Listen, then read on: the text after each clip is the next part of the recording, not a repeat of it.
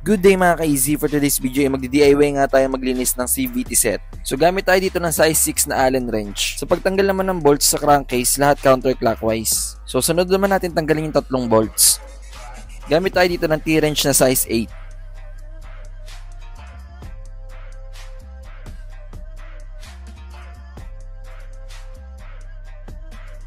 So bago natin matanggal tong cover na plastic, meron tayo i-unclip na wire sa gilid sa taas.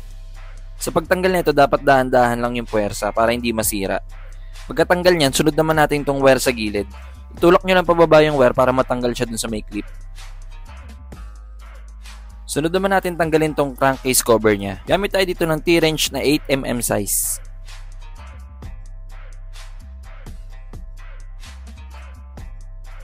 At ay natanggalan natin lahat ng bolts. Dahan-dahan lang sa pagtanggal dahil baka malaglag at hawakan nyo maigi. Pagdating naman sa mga bolts, yung mga maliliit tulad niyan, lahat yan sa may kaliwa. Tapos yung mahaba naman tulad nito, lahat dun sa may kanan. Sa pagtanggal naman ng drive face, gamit tayo dito ng 22mm na socket wrench.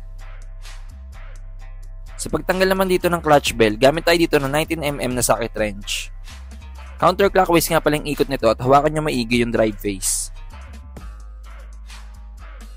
Meron nga pala tong washer at huwag nyo kalimutan.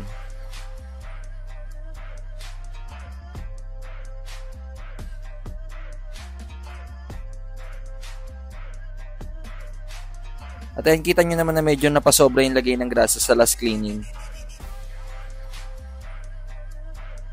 Sunod naman natin tanggalin tong clutch bell. Hawakan nyo maigi yung clutch bell at counterclockwise naman yung ikot nito. Meron nga rin pala tong washer at huwag nyo kalimutan. Magpa 5,000 kilometers na nga pala yung takbo nito kaya ganyan siya kadumi. Sunod naman natin tanggalin dito yung clutch lining, torque drive, tsaka yung bell.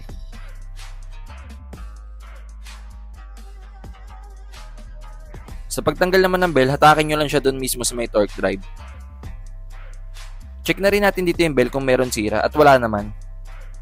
At sunod naman natin tanggalin yung pulley niya. Sa pagtanggal naman ito, hawakan nyo rin yung backplate para hindi managlag yung flywall.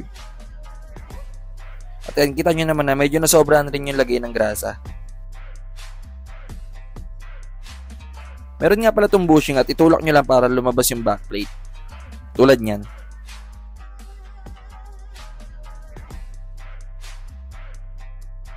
At ayan, kita nyo naman kung gaano karumi. Pangalawang CVT cleaning pa lang pala ito na ADV.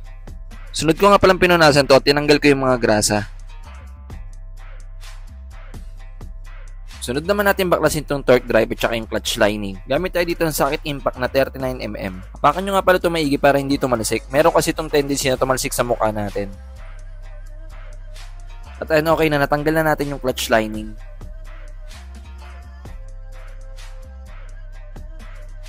Sunod naman natin tanggalin itong center spring.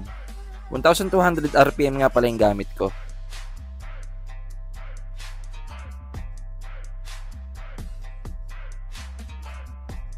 Sunod ko naman tinanggal dito yung torsion controller. NCWay nga pala yung brand nito.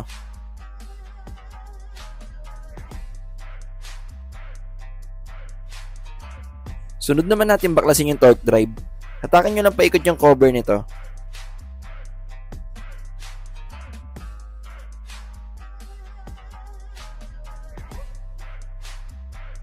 Sunod naman natin tanggalin yung tatlong bilog dito sa may torque drive. Iangat ko lang ng konti para mas madaling makuha.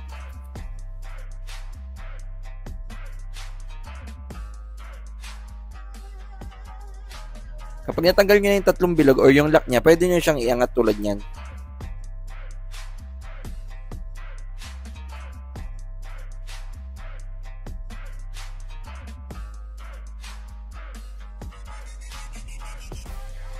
Sunod naman natin tanggalin tong lock ng clutch lining. Gumamit nga pala ako dito ng long nose.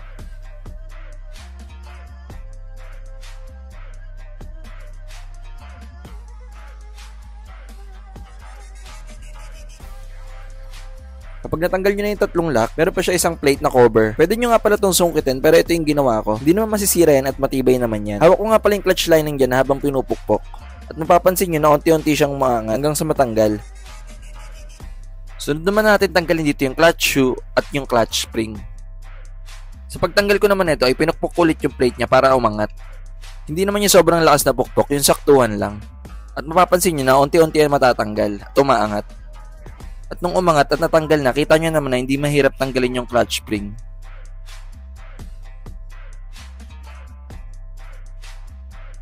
Ayoko rin kasi masira yung pinakalock niya o yung kinakapitan ng spring. Sunod naman natin tanggalin yung tatlong rubber.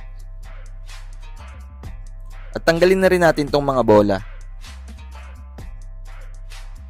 So after nyan, cleaning time na tayo. Ang gamit ko nga palang panlinis dito ay yung gas. Pwede rin naman tayo gumamit dito ng CVT cleaner, pero mas gusto ko yung gas. Hiniwalay ko nga pala dito yung mga merong rubber para hindi mabahira ng gas. Pagdating naman dito sa may torque drive, yung paligid lang naman yung nilinis ko. At inawasan ko na rin dito yung mga rubber seal. At pagkatapos nyan, pinatuyo at pinunasan ko na sila. Pwede nyo rin basahin ng tubig para mawala yung amoy. Ibabalik ko nga pala dito yung stock center spring na 800 RPM. Gusto ko kasi mag-experiment ng center spring at saka ng clutch spring. So okay na at malinis na, i-assemble na ulit natin sila. So unahin natin i-assemble yung lagay ng clutch shoe. Unahin natin ibalik tong tatlong rubber na maliliit. At kapag nalagay nyo na, ilalagay tayo ng high temp na grasa sa tatlong poste. Yung sakto lang at wag sobra. At kapag nalagyan nyo na, sunod na natin ilagay yung clutch shoe.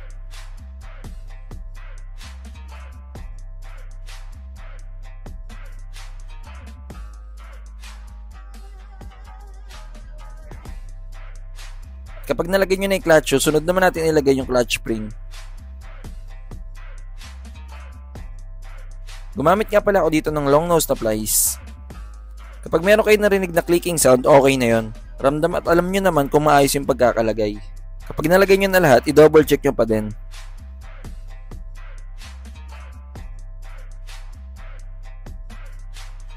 After nyo malagay yung clutch spring, sunod naman natin yung cover plate nya. Sa pagbalik nito, pwede nyo siyang pukpukin, tulad nyan. Yung saktuang pukpuk lang at makikita nyo na babaon yan. At kapag okay na, meron dapat kayo makikita ang ulo ng poste tulad nyan. Sunod naman natin yung tatlong lock nya. Gumamit nga pala ako dito ng long nose. Kapag nakabit nyo na, i-double check nyo pa din. At pagkatapos nyan, i-set aside muna natin siya. Sunod naman natin lagyan ng grasa tong torque drive. Yung sakto at huwag yung masyadong marami. Huwag nyo nga rin pala kalimutan lagyan yung loob nito. At kapag okay na, ipatong nyo na yung partner ng torque drive. At kapag napatong nyo na, sunod naman natin lagyan ng grasa yung tatlong pin nya.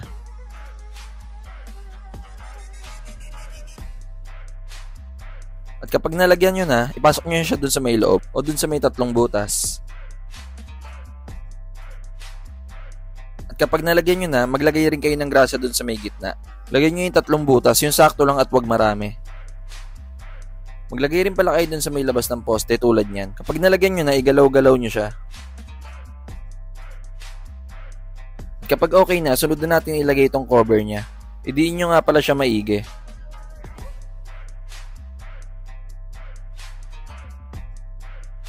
At kapag okay na, ikot-ikot nyo lang yung torque drive. Huwag nyo nga palang kalimutan lagyan ng grasa yung loob. Lagyan nyo rin yung kabila. Sunod naman natin tong torsion controller. Since NCY yung gamit ko, maglalagay tayo ng bulitas. Sinakto ko nga pala yung bulitas sa may bilog. Meron on sobrang 3 bulitas. Pabaliktad nga pala yung lagay ko dun sa may torque drive para hindi mahulog yung bulitas. At kapag okay na, sunod na natin ilagay yung center spring. Huwag nyo nga palang kalimutan yung cup ng center spring. Pagkatapos nyan, sunod na natin ilagay yung clutch lining. Sa pagbalik nito, dahan-dahan lang at baka tumalsik. Nagpatulong rin pala ako sa tropa ko para malagay ko yung nut. Kapag nalagay nyo na, i-hand tight muna natin siya bago natin siya i-impact wrench.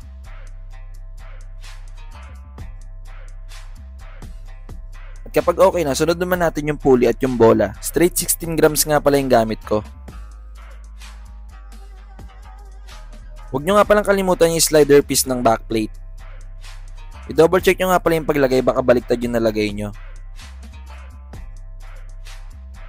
At kapag okay na, ipatong nyo na siya dun sa may loob ng pulley.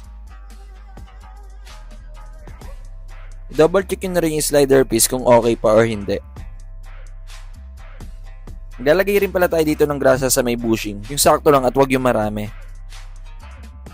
At kapag okay na, ipasok nyo siya dun sa may pulley.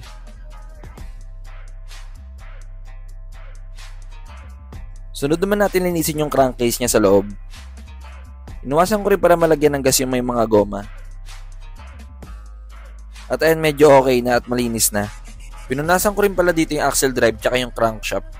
Maglalagay rin kasi tayo dito ng saktong amount lang ng grasa. At kapag nalagyan nyo na, unahin natin ibalik yung pulley. Hawakan nyo din pala yung backplate, baka malaglag yung bola. Sagad nyo nga pala yung pagkakadiin dito. At maglalagay nga pala tayo ng magic washer na 1mm. Sunod naman natin ilagay yung bell. Sa paglagay nito, pwede nyo siyang ilagay sa may torque drive muna or ganito. Sunod naman natin ilagay yung drive face. Huwag nyo nga palang kalimutan yung washer nito. Sa pag-impact, pa-clockwise yung ikot niya at hawakan nyo yung drive face. At kapag okay na, sunod naman natin ilagay yung bell dito sa may torque drive. At kapag okay na, ilagay nyo na rin siya doon sa may axle drive. At kapag nalagay nyo na, sunod naman natin tong clutch bell. Meron nga rin para tong washer at huwag nyong kalimutan. Sa pag-impact naman, clockwise yung ikot niya at hawakan nyo rin yung clutch bell. At then okay na at na-reassemble na natin siya. Start na natin.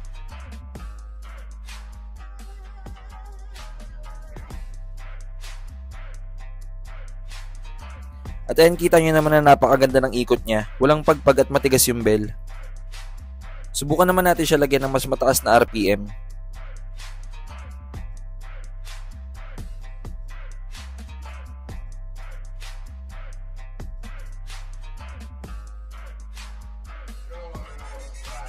At ayan, kita nyo naman yung pagkakalapat ng bell dun sa may torque drive, mataas at maganda. Mukhang masarap na ihataw to sa kalye, hehe. 40 to 50 lang yung takbo sa may kalye, chill ride lang. Pagdating naman dito sa may air filter, sa may airbox, pinunasan ko lang at okay na. Sinabay ko na rin pala yung linis dito ng crankcase cover niya. Iniwasan ko rin pala dito malagyan ng gas yung mismong bearing niya. Huwag nyo nga palang kalimutan lagyan ng grasa to bago ibalik. Sa pagbalik naman ng crankcase cover, dahan-dahan lang. Sa pagbalik nga pala ng bolts, pa-clockwise lahat ng ikot.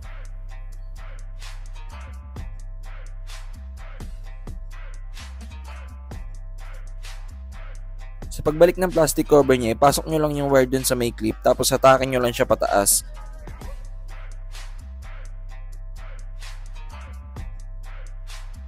At kapag nalapat nyo na, huwag nyo nga palang kalimutan i-clip tong wire.